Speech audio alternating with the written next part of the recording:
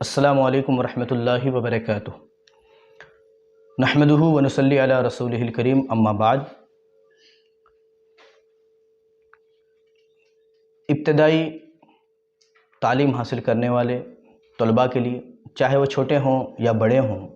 جنہیں تجوید کے ساتھ قرآن مجید سیکھنا ہے، تو ان کے لیے سب سے پہلا سبق آج ہمارے پاس یہ ہے کہ نورانی قاعدے میں تختی نمبر 1 اس کا نام ہے مفردات۔ مفردات یعنی الگ الگ حرف، یعنی جس میں الف الگ، با الگ، تا الگ، اسی طریقے سے پورے الف سے لے کر یا تک جو 29 حروف ہیں، ان حروف کو حروف مفردات کہتے ہیں۔ تو ان الفاظ سے پہلے سب سے اہم چیز ایک یہ ہے، جیسا کہ آپ کو میری کتاب میں یہاں پر نظر آ رہا ہوگا کہ اس طرف اس کتاب کے لکھنے والے مصنف نے یہاں پر نقطے بچوں کی پہچان کے لیے اور ابتدا جو کرنے والے ہیں ان کی پہچان کے لیے نقطوں کی پہچان، بلکہ انہوں نے ایک یہاں پر لائن میں ایک خانہ بنا کر لکھا ہے، تو اس کو غور سے دیکھیں۔ بچوں کو خاص کر اس کے اوپر توجہ دینے کی ضرورت ہے۔ سب سے اہم لکیر کھینچیں، لکیر کے نیچے ایک نقطہ، تو نیچے جو ایک نقطہ آنے والا حرف ہے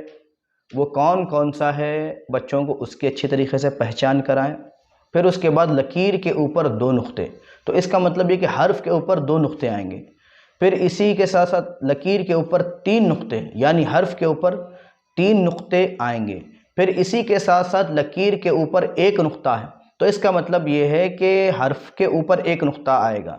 پھر آخری میں ہے لکیر کے نیچے 2 نقطے، تو اس کا مطلب یہ ہے کہ حرف کے نیچے جو ہے 2 نقطے ہوں گے۔ تو ان نقطوں کو بچے اچھی طریقے سے یاد کریں، دیکھیں، اس کی اچھی پریکٹس انہیں کرائی جائے، نقطوں کی پہچان انہیں کرائی جائے،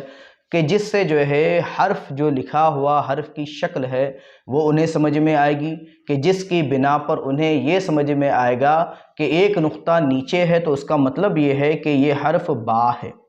یا پھر وہ حرف جیم ہے، اور اگر وہی 2 نقطے اوپر ہیں تو ایسی صورت میں بچوں کو یہ سمجھ میں آئے گا کہ وہ حرف تا ہے یا پھر وہ حرف قاف ہے۔ پھر اس کے ساتھ ساتھ حرف کے اوپر 3 نقطے آنے والا حرف وہ ہے سا۔ پھر 1 نقطہ جو اوپر آنے والا حرف ہے ان میں سے خا ہے، اس کے بعد ذال ہے، پھر زا ہے، ظا ہے، پھر غین ہے، پھر فا ہے اور نون۔ تو یہ وہ حروف ہیں جن میں نقطہ اوپر آتا ہے۔ تو عام طور پہ ابتدائی درس جب بچوں کو دیا جاتا ہے تو انہیں اس انداز میں پڑھایا جاتا ہے، کہا جاتا ہے کہ الف خالی،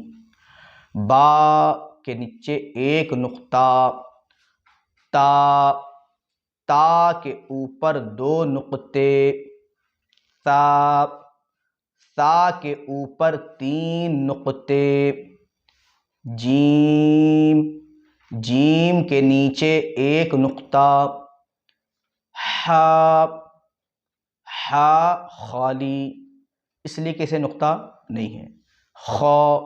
خا کے اوپر 1 نقطہ، دال خالی، ذال کے اوپر 1 نقطہ، را خالی، زا کے اوپر 1 نقطہ، سین خالی، شین کے اوپر 3 نقطے، صاد خالی، ضاد کے اوپر 1 نقطہ، تا خالی، ضا کے اوپر 1 نقطہ، عین خالی، غین کے اوپر 1 نقطہ، فا کے اوپر 1 نقطہ، قاف قاف کے اوپر 2 نقطے، کاف، کاف جو ہے عام طور پہ لکیر والا ہوتا ہے۔ پھر اس کے بعد ہے لام، لام خالی، میم، میم خالی، نون، نون کے اوپر 1 نقطہ، واو، واو خالی، ہا، ہا خالی، حمزہ، حمزہ، حمزہ جو ہے عام طور پہ عین کا سر جو ہے لکھ دیا جاتا ہے اور اس کو حمزہ کہا جاتا ہے۔ حمزہ کا بھی جو ہے اپنی الگ سے کوئی خاص اس کی پہچان نہیں ہے، کبھی وہ جو ہے واو کے اوپر آ جاتا ہے، کبھی یا کے اوپر آ جاتا ہے، کبھی الف کے اوپر آ جاتا ہے، کبھی خالی شوشے کے اوپر بھی حمزہ آ جاتا ہے۔ یا، یا کے نیچے 2 نقطے، یا، یا کے نیچے 2 نقطے، یا کے تعلق سے یہ بات معلوم ہو کہ کبھی کبھی یا کو جب لکھتے ہیں تو 2 نقطے دیتے ہیں، اور کبھی کبھی جو ہے 2 نقطے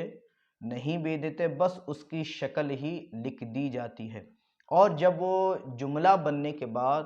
مرکب جملہ بننے کے بعد جب درمیان میں یا شروع میں جملے میں آتا ہے،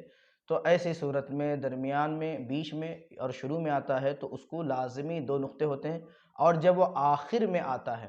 یا اکیلا آتا ہے تو کبھی نقطے ہوتے ہیں اور کبھی نقطے یا کو نہیں ہوتے۔